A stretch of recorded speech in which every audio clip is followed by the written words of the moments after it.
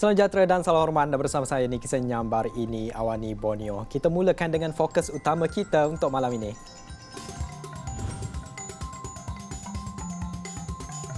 Penduduk Pulau Sakar harap pemberian vaksin bergerak disegerakan. Sarawak pertingkat bantuan makanan buat penduduk terjejas PKP. Sarawak catat kes kedua tertinggi COVID-19 selepas Langor.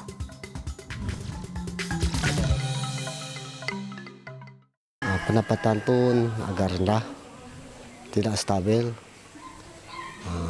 Jadi keadaan kami pun agak susah lah. Tidaknya macam, mana cakap, kalau nak dikatakan dalam hati ini menangis, tapi cuma dalam hati saja.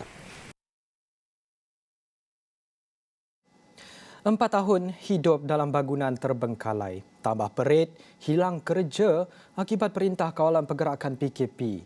Itu kisah duka yang diharungi Muhammad Rafi Abdullah yang hidup serba kekurangan bersama 5 anak yang masih kecil. Katanya mereka sekeluarga masih boleh tinggal di bangunan terbengkalai ini atas ihsan pemilik bangunan. Namun pada bila-bila masa mereka sekeluarga boleh diminta keluar. Tempat tu tunggu masa saja nak dikeluarkan.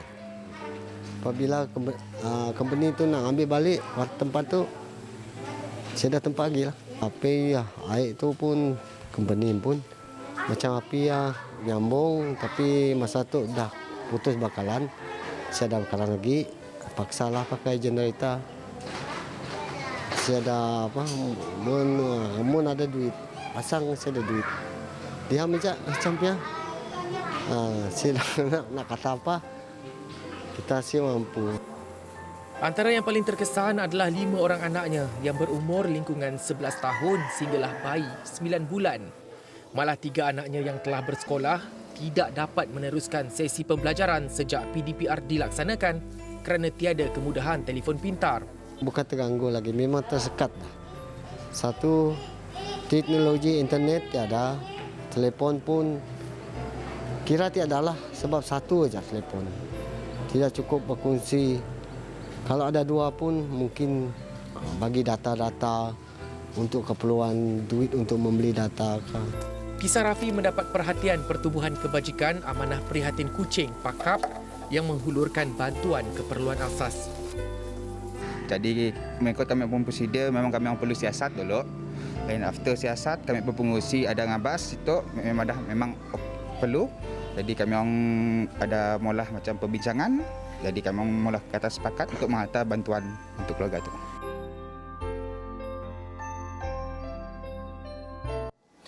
Terkini COVID-19, hari ini 707 kes baharu direkodkan di Sarawak yang kedua tertinggi selepas Selangor. Ini menjadikan kes keseluruhan di negeri itu kini kepada 52,581 kes. Di Sabah pula jumlah kumulatifnya kini mencecah 64,556 apabila terdapat pertambahan 350 kes baharu direkodkan. Sementara di Labuan catatkan 191 kes dengan jumlah kumulatif 5,152. Jarak lokasi serta kos antara yang dihadapi penduduk kampung Taruakan di Pulau Sakar bagi mendapatkan suntikan vaksin di Bandar Lahad Datu perlu menaiki bot terlebih dahulu untuk ke Tanah Besar sebelum ke pusat pemberian vaksin PPV. Justru mereka berharap program imunisasi secara bergerak dapat disegerakan. Jelas Rusli Puyong, pergerakan mereka kini terhad jadi sukar buat mereka ke Tanah Besar. Sekarang ni saya sudah daftar vaksin melalui MySejahtera. Sekarang saya cuma tunggu dia punya respon bila boleh dapat tu vaksin.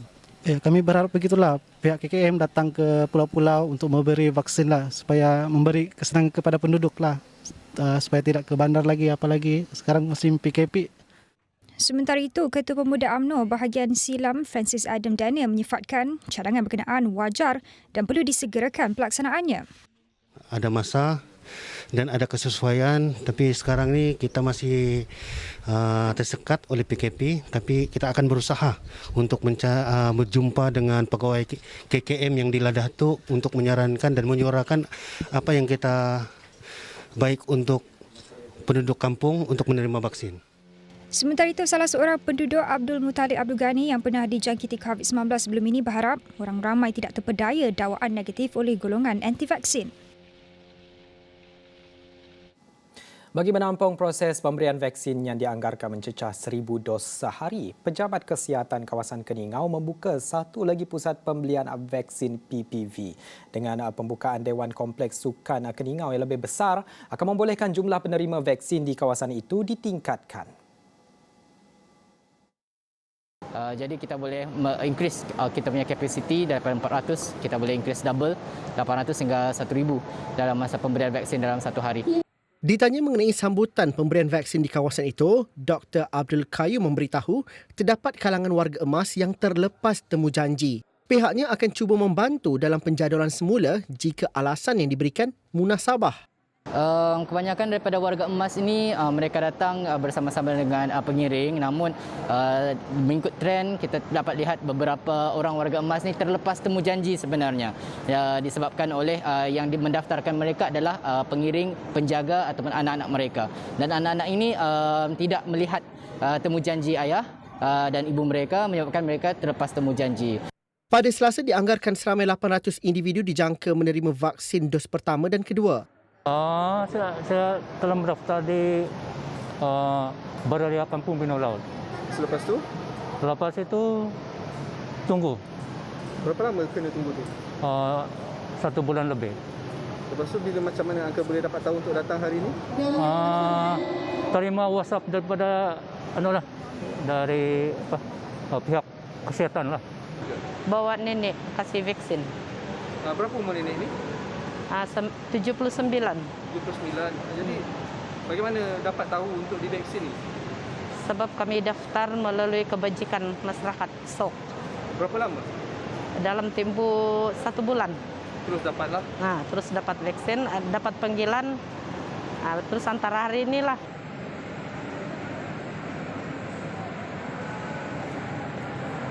Sementara itu, Pusat Kawalan Operasi Bencana PKOB Daerah Tawau akan menambah 2 lagi PPV. Lokasi yang sudah dikenal pasti adalah Institut Pendidikan Guru IPG Balong dan Dewan Datuk Seri Najib Merotai. Tawau ini setakat ini kita baru mendapat pendaftaran sejumlah 50,000 dan jumlah penduduk di Tawau ini ada 400 lebih ribu. Jadi kita jangkakan apabila dibuka lagi tempat-tempat baru ini dan kita jangkakan dengan bantuan daripada pihak-pihak tertentu seperti UPPM dan sebagainya, jumlah pendaftaran kita ini akan bertambah. PPV itu akan mensasarkan penerima vaksin di kawasan Apas. Manakala pembukaan PPV di Dewan Datuk Seri Najib Merotai akan mensasarkan penduduk di kawasan Kalabakan. Kita boleh vaksin 2,000 orang lah. Ya. Untuk sekiranya semuanya berfungsi lah. Sekiranya semua berfungsi. Ya. Tapi itulah saya mohon kepada warga masyarakat di daerah Tawau ini sebab pendaftaran kita ini memang begitu rendah. Jadi saya mohonlah masyarakat kita di daerah Tawau ini untuk tampil ke hadapan untuk mendaftar sebagai penerima vaksin. Sementara itu di Bau, Sarawak, 96% bersamaan 43,000 penduduk Bau sudah mendaftarkan diri untuk menerima vaksin COVID-19. Sekaligus yakin boleh mencapai imuniti kelompok menjelang Ogos ini. Menurut Ahli Dewan Undangan Negeri Adun Tasik Biru, Datuk Henry Jineb, mereka mensasarkan kapasiti 1,000 vaksin sehari dilakukan di 5 PPV daerah itu sejurus menerima bekalan vaksin. Sekarang ni kita tengah menunggu vaksin sampai dan kita murahkan proses pemberian vaksin bermula pada 11 hari bulan. Apabila vaksin sudah sampai, sampailah ke penghujung Ogos. Bermakna kita boleh capai kalau tak 100%, at least 80% herd immunity. Tambahnya, kerjasama kuat dari pelbagai agensi membolehkan mereka menyampaikan maklumat tepat mengenai PICK sekaligus meyakinkan penduduk untuk mendaftarkan diri untuk divaksin. Setakat 3 Jun 2021, seramai 4,819 bersamaan 6% penduduk Bauk telah divaksin. Tidak ingat tarikh dan tidak peka dengan MySejahtera. Itu antara faktor mengakibatkan setengah individu tidak berjaya mendapatkan vaksin walaupun sudah berdaftar. Justru pemangku pegawai daerah Tatau, Kelvin Ligong, menyeru penduduk Tatau untuk sentiasa peka dengan tarikh temu janji mereka. Jelas Kelvin, dalam hal ini, peranan ketua masyarakat amat penting sebagai sistem penggera, terutama untuk memaklumkan penduduk mengenai program vaksin. Aku minta sukung tolong bala kita ke di Menua Ulu cakap lagi bertanya ke bala tuan-tuan rumah atau ke ketua masyarakat lebih lagi pasal nama kedah dikunci kami mengena cara melalui media masa ke bisik. Jadi nama sudah diberi orang atau sudah dikunci, jadi ada salah bala kita atau bertanya kepada bala tuan rumah atau ke ketua masyarakat. Sementara itu, Ahli Dewan Undangan Negeri Adun Kakus, Datuk John Sikitayai berharap masyarakat faham tujuan program imunisasi diadakan. Jelasnya, kerajaan negeri berusaha sedaya upaya untuk mengurangkan risiko jangkitan khasnya mereka yang tinggal di kawasan pedalaman. Jadi aku nak besar sekali lagi. Bala kita kami ke kawasan kita pada kampus tu, anak nak ngambil vaksin, tak bertujuk vaksin. Lawan ada cara bukai. Oleh jaga kita ada penyakit COVID tu, nanti kita tak ambil vaksin. Yang nanti kita nak menua bukai dibandingkan ke kita. Banyak menua sudah bisik 50, 60%, 70% sudah ambil vaksin. Dia kita nak penurun. Kurang lagi orang yang kena sakit COVID. Bekalan makanan kepada golongan B40 di bawah bantuan khas Sarawak Kusayang BKSS 6.0 giat dilaksanakan sehingga Jumaat ini. Bantuan ini amat diperlukan terutama mereka yang hilang sumber pendapatan sepanjang tempoh Perintah Kawalan Pergerakan PKP ini. Ketua Kaum Kampung Haji Baki Blok C, Rosli Ahmad Darus memaklumkan ramai penduduk kampungnya dari golongan Balu B40 tidak dapat bekerja apabila kilang ditutup. Saya bagi rata untuk orang B40, pertama kali sama Balu yang anak banyak, tidak ada kerja. Kadang-kadang kita tengok pun kesian.